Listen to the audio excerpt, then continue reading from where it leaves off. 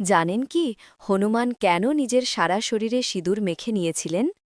এর পেছনে লুকিয়ে আছে প্রভু রামের প্রতি তার এক সরল গভীর ভক্তির কাহিনী। একদিন হনুমান মা সীতাকে তার সিথিতে সিঁদুর পরতে দেখেন। তিনি কৌতূহলী হয়ে জিজ্ঞেস করেন, মা, আপনি এটা কেন পরেন? মা সীতা হাসি মুখে উত্তর দেন, বজরংবলী, এটা আমি আমার স্বামী প্রভু শ্রীরামের দীর্ঘায়ু ও মঙ্গলের জন্য পরি। এটা দেখে তিনি খুব প্রসন্ন হন। এই কথা শুনে হনুমান ভাবলেন, যদি এক ছিমটে সিঁদুরে প্রভুরাম এত খুশি হন, তাহলে আমি যদি আমার সারা শরীরে সিঁদুর মেখে নিয়া, তাহলে তো প্রভু অমর হয়ে যাবেন, তিনি অসীম প্রসন্ন হবেন। এই ভেবে তিনি সারা গায়ে সিঁদুর মেখে সোজা রামের রাজসভায় চলে গেলেন।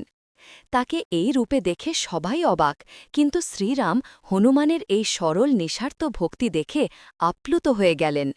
তিনি হনুমানকে বর দিলেন, যে ভক্ত ভক্তি ভরে হনুমানকে সিঁদুর বা চোলা চড়াবে, তার সমস্ত বাধা বিপত্তি দূর হবে।